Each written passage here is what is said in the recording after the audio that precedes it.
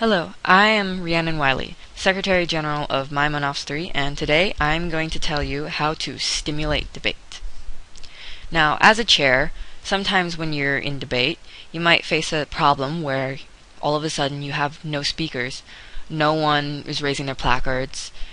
When you finally can manage to call someone up to speak, they whiffle-waffle and make a vague statement, and everyone sort of just agrees and doesn't really say anything, and debate is really just not constructive. And then the delegates will maybe lose interest and begin fidgeting and sending inappropriate notes. Now, this problem can seem like a bit of a nightmare for some of you chairs, but don't worry, it's actually quite easy to fix. Now, first let's consider the roots of this problem. There are two main roots that might cause this problem, and sometimes they might work together, sometimes they might be separate. But there are ways to tackle each root, and it's quite easy. One of the roots is when you just simply, luck of the draw, happen to have a lot of young delegates or shy delegates or beginner delegates in your committee. Nothing you can really do about it, that's just how the chips fall. But you can make it a lot easier for them to speak, and we'll discuss that in a moment. The other side of the problem might be perhaps the topic is just not easy for the delegates to tackle. Maybe they can't really agree on an action, or the opposite, the delegates all have the same viewpoint and there's no real debate, and this sometimes happens in committees like environment. And sometimes the delegates just simply have no interest in the topics. While all the issues that we discuss in a conference are important, some just aren't as interesting to kids as others, and so they won't do as much research on it, and they won't be as prepared to debate on it. Now, the way to tackle the first issue: make the delegates feel comfortable. If they're unwilling to speak, if they're terrified, that's not going to help at all. So on the first day, before you even begin anything, introduce yourself and make sure that you're always friendly to your delegates and you always seem open and you're not going to judge them. If they don't feel comfortable with you, then they're not going to want to stand up at the podium and lay down all their opinions for everyone to see. Another good way to make your delegates feel comfortable is to use some good icebreakers.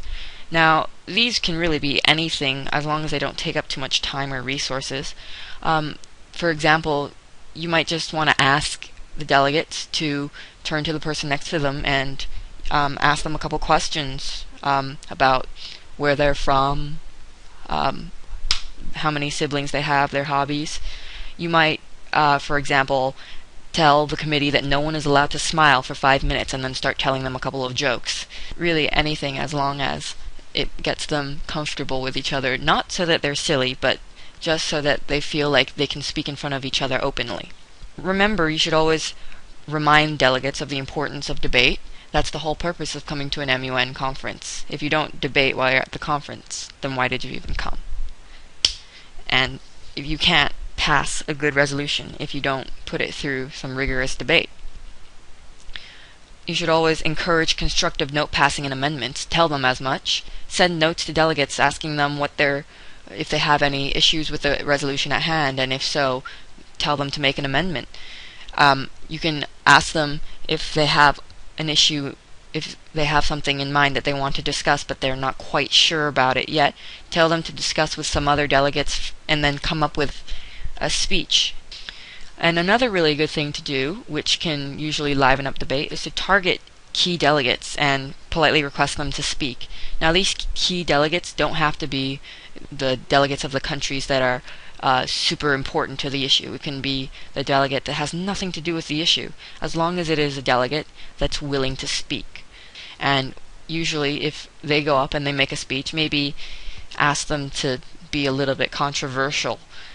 And usually when they do that, it's a good catalyst, and it starts everyone thinking and saying, hey, I don't agree with that, or hey, I do agree with that.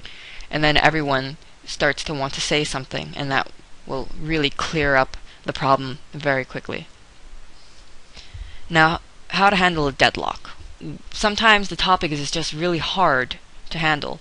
So you can try and predict when these problems are going to happen, and when you think that it's going to reach an impasse, you can begin to send notes to key delegates to try and prevent it, asking them to voice their opinions or make amendments. You can entertain an amendment, even if it's slightly controversial, as long as it gives some people something to talk about and something to voice their opinions about. Lastly, if you've got absolutely nothing, what can help a lot is for the chairs to call a caucus, and the caucus will have specific aims, and have the expert chair take the key delegates, the delegates that are important to the issue, and take them into a circle and discuss with them quickly what the issue at hand is, and help them identify the cause of why they're at a deadlock, is if the issue is too hard, if they all agree what their viewpoints are. Then, after discussing this, after you've pinned down what the problem is, the expert chair can give suggestions to the delegates, say, why don't you look at this part of the issue, and from there you can solve that whole problem, or which aspects that they should look at in particular, and in all provide guidance on how best to achieve the goals that they want to achieve, because as the expert chairs, you're supposed to have the best understanding of the problem. Sometimes, even though the delegates have read your research report, they just don't quite understand it as well as you do, and this kind of guidance can be very, very helpful in helping them continue on with their debate and know what they want to achieve, and this will usually solve the problem. And above all, when you're faced with a problem like this, relax. It's not a big deal. As long as you can solve it, it's fine. Sometimes people take a little while to warm up to debate, and just make sure you have a good time. Thank you.